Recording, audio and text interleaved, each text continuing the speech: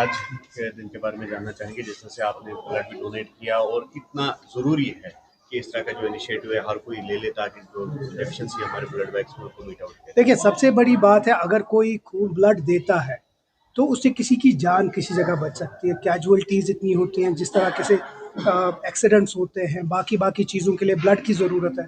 हर एक इंसान को करना चाहिए, और जिस तरह मैं डॉक्टर साहब से पूछा था, 3 महीने के अंदर अंदर कोई भी दे सकता है। मुझे लगता है एक सपोर्ट करते हैं हम अपनी सोसाइटी को। ये मुझे भी अभी मेरे दिमाग में आया कि मुझे देना चाहिए, क्योंकि मैंने पिछले 6 महीने से नहीं दिया। तो एक अच्छी बात है कि, और मैं कॉन्ग्रेचुलेशन देना चाहता हूँ यहाँ के जो स्टाफ है, ब्लड बैंक वालों को, एमएस को, डिप्टी एमएस को, यहाँ के डॉक्टर्स को, जो एक ऐसा इनिशिएटिव स्टार्ट करते हैं कि लोग आके अपना ब्लड दे के किसी न तो किसी की ज़िंदगी बचा सकते हैं। सर, जिस तरह से कल सीएम का स्टेटमेंट भी सामने आया कि वो स्टेटहुड चाहते हैं, जो उनका राइट है, लेकिन ब्लड शेड नहीं चाहते हैं कि सड़कों पर फिर से जो है खून बहे। तो इस बारे से किस तरह से एक्सप्लेन करेंगे? देखिए, स्टेटहुड तो हमारा राइट है। स्टेटहुड हमारा, जिस तरह इस मुल्क के बाकी स्टेट्स हैं, उसी तरह हमारा भी राइट है। हमारे पूछने के बगैर हमसे स्टेटहुड लिया गया, और स्टेटहुड अगर हमारा हक है तो हमको, जिस तरह सुप्रीम कोर्ट ने, जिस तरह यहाँ के इस मुल्क के वज़ीर आज़म ने, होम मिनिस्टर ने हमसे वादा किया, तो मुझे लगता है उसमें कोई गलत नहीं है। हम चाहते हैं कि जल्द से जल्द जो लोगों की डिमांड है और वो स्टेटहुड की, वो जल्दी से जल्दी दे। देखिए, सबसे इम्पॉर्टेंट चीज़ है, बहुत सारे मसाइल हैं, बहुत सारे प्रॉब्लम्स हैं जो रुके हुए हैं स्टेटहुड की वजह से। हम चाहते हैं कि जल्दी स्टेटहुड आ जाए ताकि यहाँ के जो मसाइल है वो ठीक हो जाए। जहाँ तक उमर साहब की बात है, उन्होंने क्लियर कर दिया, स्टेटहुड हमें बहुत इंपॉर्टेंट है और शायद सबसे इम्पॉर्टेंट है, लेकिन उसकी जगह हम अपना जो कॉल है, जो हमारा एजेंडा है, उसको हम छोड़ेंगे नहीं, ना हम उसके ऊपर कोई कॉम्प्रोमाइज़ करेंगे।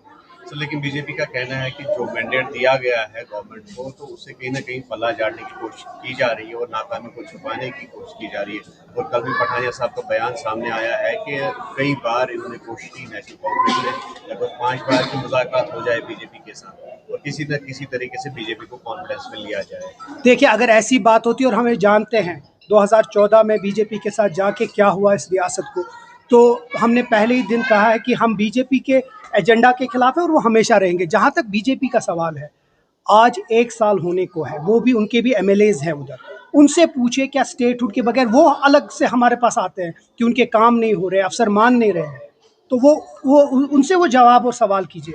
जबकि वो, उनकी मदद होनी चाहिए थी, वो दिल्ली में जाकर ये करना चाहिए कि जम्मू कश्मीर का जो रियासती स्टेटस है वो जल्द से जल्द आ जाए, ताकि यहाँ के लोगों के मसाइल, देखिए, ये सिर्फ नेशनल कॉन्फ्रेंस को ज़रूरत नहीं है, ये हर एक बाशिंदा जो है जम्मू कश्मीर का, उसके लिए, हर एक शोबे में मुझे लगता है उसके लिए। इसमें सियासत जितनी हम कम करें उतनी, हम चाहते हैं कि हर एक पॉलिटिकल पार्टी इसको सपोर्ट करके जल्द से जल्द हमको स्टेटहुड ला के। बीजेपी का ये एलिगेशन है, जब भी असेंबली लगती है ऐसे बिल्स प्रेजेंट करती है जो वहाँ पे जो हंगामा कर देती है, इससे लोग कहीं ना कहीं धोखे में जाते हैं। आपका इस सवाल से बीजेपी वालों को कैसे पता कि आज की डेट में किस एमएलए ने कौन सा बिल दिया है?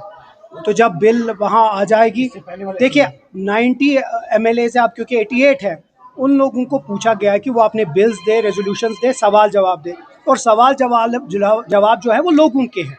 मैं अपने इलाके का एमएलए हूँ, मैं अपने इलाके के जो मसाइल है, वो लोगों के जो मसाइल है वो आगे करूँगा, वो मेरा फ़र्ज़ है, उसी के लिए मुझे इलेक्ट किया है, हर एक एमएलए को उसी के लिए किया है। अब मैं अपनी तरफ से कोई बिल पेश करूँ, रेजोल्यूशन, जो मेरा जमहूरी हक है, उसमें कोई रोक नहीं सकता। बीजेपी वाले, उनका अपना भी हक है, वो अपने रेजोल्यूशन, अपने बिल्स पास करें। तो आने वाले सेशन में किस तरह की तैयारियां रहेंगी? अच्छी बात है। देखिए, ऐसे जब भी इस डेमोक्रेसी में जब भी हाउस लगता है तो एक अच्छा मौका होता है लोगों की जो मसाइल हैं उनको उजागर करने के लिए। इस वक्त भी एक अच्छा मौका है अपने अपने इलाके, चाहे वो बीजेपी का हो, पीसी का हो, एनसी का हो, कांग्रेस का हो, हर एक का जमहूरी हक है कि वो अपने सवाल पूछे, और उम्मीद करते हैं एक अच्छे माहौल में लोगों के सवाल उठे और जवाब मांगे गवर्नमेंट से, ताकि जल्द से जल्द उनका रिड्रेसल हो जाए। राज्यसभा इलेक्शंस आने वाले हैं और व्हाइट हाउस इलेक्शन नगरोटा और बडगाम के, तो इनसे की क्या तैयारी है? पहली बात, एक अच्छी बात है कि एक डिमांड जो हमारी बहुत थी कि राज्यसभा जो हमारा अनरिप्रेजेंटेड था इतने बरसों से, वो हो जाएगा। अब जल्द से जल्द उस पर नॉमिनेशन और इलेक्शन होंगे। उसके साथ साथ अगर, क्योंकि कार्रवाई लगता है शुरू हो गई है, अगर नगरोटा और बडगाम का भी इसके साथ बाईपोल हो जाए तो जो वहाँ के लोग हैं जो पिछले 1 बरस से अनरिप्रेजेंटेड है वो हो जाएंगे। उम्मीद करते हैं कि हर एक प्लेटफॉर्म पे लोगों के चुनिंदा नुमाइंदे आ जाए और उनकी बातें करें। राज्यसभा इलेक्शन होगा, लीडरशिप डिसाइड करेगी कौन कौन कैंडिडेट्स होंगे, उसके बाद आगे आएंगे। आखिरी सवाल रहेगा, तनवीर साहब, काफ़ी ज़्यादा जो है टूरिज्म पे बातचीत की गई, इस विषय पे चर्चा किया गया, जो स्टेक होल्डर, चाहे होटल हो, चाहे कैब ड्राइवर्स हो, चाहे कोई रेस्टोरेंट ऑनर्स हो, उनके लिए कोई एग्जाम है? उमर साहब ने खुद पर्सनली कहा है कि बहुत कुछ करने को है। जिस तरह पिछली बार भी उमर साहब ने कहा, वो सेंटर के साथ ये बात उठा रहे हैं कि किसी तरीके से जब पैकेज फ्लड्स का आ जाए, किसी तरीके से जो यहाँ के टूरिज्म स्टेक होल्डर्स हैं उनके ऊपर भी पैकेज हो। देखिए पैकेज तो ठीक है, लेकिन हम उम्मीद करते हैं कि जम्मू कश्मीर रियासत की जो अब यूटी है उसके जो हालात है वो ठीक बेहतर हो जाए। जो 22 अप्रैल के बाद हालात यहाँ ख़राब हो गई वो फिर से ठीक हो जाए। टूरिस्ट आए यहाँ, होटल्स में रहे, टैक्सी वाले उनकी टैक्सी चलाएं, शिकारा वाले, हर एक चीज़ एक साइकिल है, हर एक चीज़ में इजाफा हो जाए ताकि यहाँ आके यहाँ का जो इक्तिसादी हालात है वो बेहतर हो जाए।